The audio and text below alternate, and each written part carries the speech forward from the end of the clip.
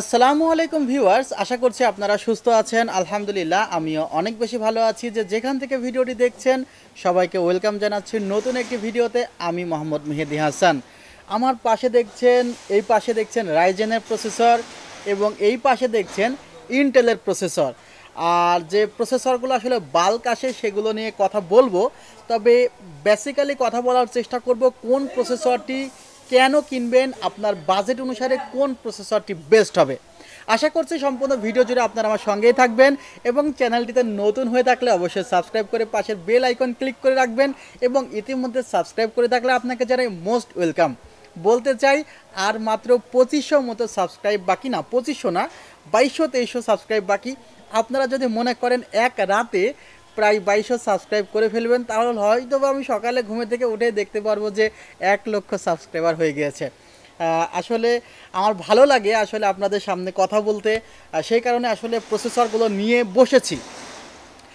আর একটি কথা বলতে চাই, আমি একটু লো থেকে হাইয়ে যেতে চাই। প্রথমে আমি ইন্টেলের ক্ষেত্রে আসি।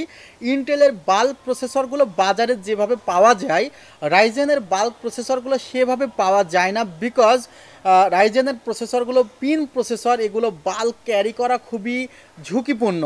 যে কোনো সময় 1-2টা পিন বাঁকা হয়ে গেলে কিন্তু গেল। ইন্টেলের ক্ষেত্রে প্রসেসরে পিন থাকে না, বাট মাদারবোর্ডে পিন থাকে। ভিউয়ার্স, একটি কথা দিয়ে শুরু করতে চাই যে আপনার বাজেট যদি পিসির জন্য 10,000 থেকে 12,000 টাকা থাকে, তাহলে অবশ্যই আপনি আপনার প্রসেসর যেটি চয়েস করবেন ইন্টেলের কোর i3 সেকেন্ড জেনারেশন বা থার্ড জেনারেশন। আর কোর i5-এর সেকেন্ড জেন চুজ করতে পারেন, তবে অবভিয়াসলি আপনারা পাওয়ার সাপ্লাইয়ের দিকে গুরুত্ব রাখবেন, স্টোরেজটি অবশ্যই ভালো নেবেন। আর i3 সেকেন্ড জেনারেশন প্রসেসরটির বর্তমান প্রাইস 1500 থেকে 1550, অনেক সময় 1450 টাকাও আসছে। প্রসেসরের প্রাইস বলতে গেলে প্রতিদিনই মার্কেট চেঞ্জ হয়, সো একজ্যাক্টলি বলা যায় না ঠিক কত টাকা প্রাইস। তারপরে আমি আপনাদের একটি মার্কেট সম্পর্কে ধারণা দিচ্ছি।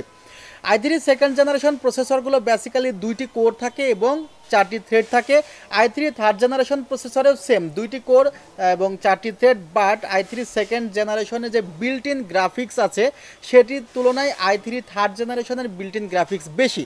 আবার i3 ফোর্থ জেনারেশনেও কিন্তু 2টি কোর 4টি থ্রেড, এবং সেই i3 ফোর্থ জেনারেশনেও কিন্তু বিল্ট ইন গ্রাফিক্সের পরিমাণ প্রায় দ্বিগুণ সেকেন্ড এবং থার্ড জেনারেশনের তুলনায়।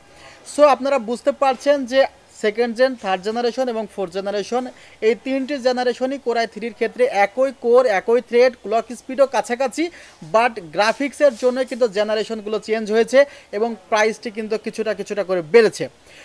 থার্ড জেনারেশন প্রসেসরটি হয়তো বা পেয়ে যাবেন আপনারা 1700 থেকে 1800 টাকায় এবং core i3 fourth generation processor 2800 টাকা। আর আপডেট প্রাইসগুলো সবসময় জানতে ওয়েবসাইট ভিজিট করবেন আমাদের ওয়েবসাইটের ঠিকানা www.celltech.com.bd।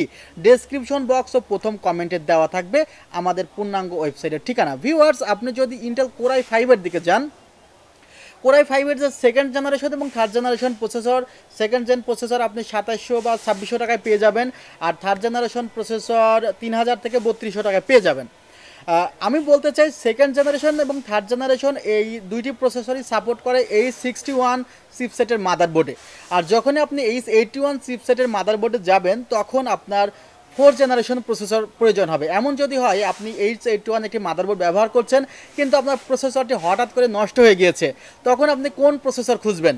তখন যদি মনে করেন যে একটি কোর টু টু প্রসেসরের দাম অনেক কম, একটি কোর টু টু প্রসেসর দিয়ে অন্তত পিসিটা চালাই, তা কিন্তু করতে পারবেন না, কারণ আপনার H81 মাদারবোর্ড হলে সেখানে আপনার অবশ্যই ফোর্থ জেনারেশন প্রসেসর লাগবে। আবার এমনও অনেক সময় হতে পারে যে আপনার সেকেন্ড জেন, থার্ড জেনের মাদারবোর্ড ইউজ করছেন 61, মনে হলো যে আমি একটু 4 জেন প্রসেসর লাগাই, তাও কিন্তু লাগাতে পারবেন না। অর্থাৎ 61 মাদারবোর্ডের জন্য সেকেন্ড ও third generation Intel core i3, core i5, core i7 এবং ইন্টেলের ডুয়েল কোর প্রসেসর, যেটি সেকেন্ড থার্ড জেনারেশন সাপোর্ট করে। আর H81-এর ক্ষেত্রে সাপোর্ট করে হলো আপনার ফোর্থ জেনারেশন কোর i5 প্রসেসরের দাম হলো 4700 থেকে 4800 টাকা। কিছু ক্ষেত্রে বাল্ক প্রসেসরের ডায়োডগুলো বাঁকা থাকে, ভাঙা থাকে বা ডায়োডে প্রবলেম থাকে, সেই প্রসেসরগুলো কিন্তু অনেক কম দামে বিক্রয় করা হয়। বিশেষ করে দেখা যায় যে বিডি স্টল বা বিক্রয়.com-এ দেখা যায় অনেক চিপ প্রাইসে প্রসেসরগুলো বিক্রি করা হয়, যেগুলো আসলে অনেক সময় দেখা যায় যে মানগুলো ভালো থাকে না। চেষ্টা করি সবসময় যে যেগুলো আসলে বাল্ক প্রসেসর সেগুলোতে ওয়ারেন্টি থাকে না। বাল্ক বলতে ট্রেতে আসে খোলা প্রসেসর, এমন বক্সে না, সেগুলো আলাদা কুলিং ফ্যান কিনে নিতে হয় সাথে।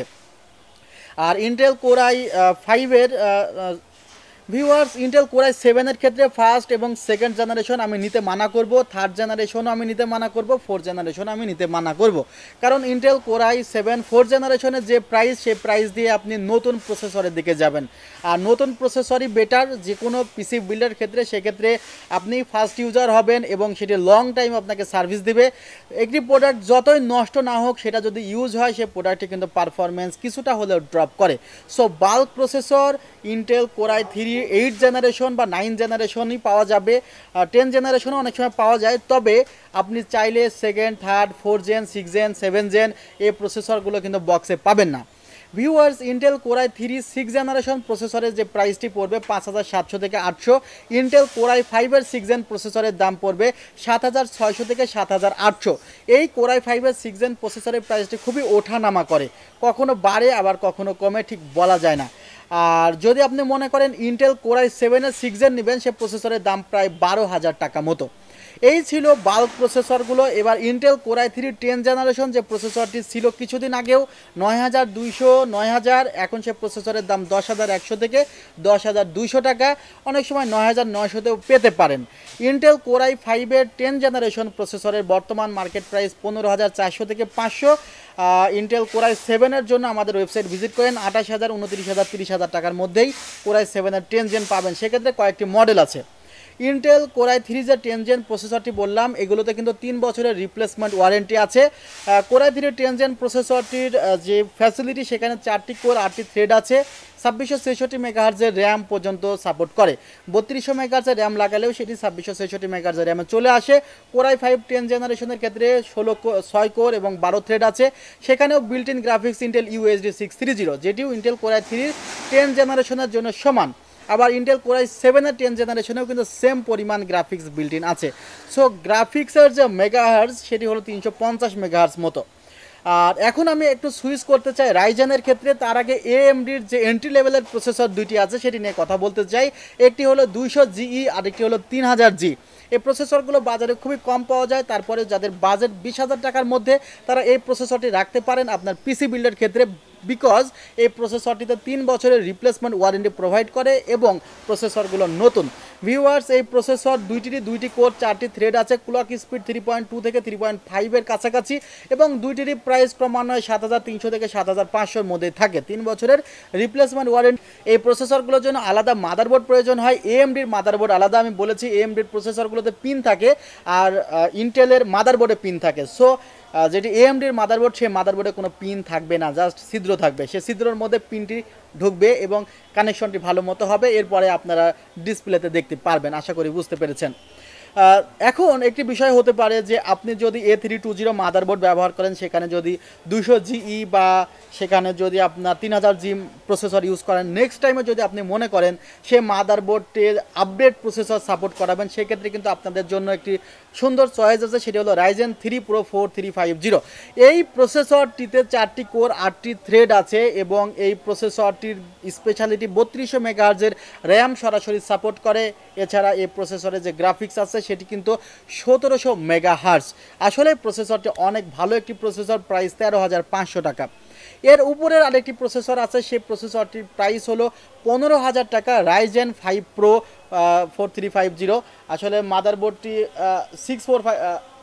4650, আসলে বলতে ভুলে গিয়েছি মডেলটি, Ryzen 5 Pro 4650। এখানে আসলে রেডিয়নের গ্রাফিক্স আছে 7 এবং এখানে 1900 মেগাহার্জের ক্লক স্পিড আছে।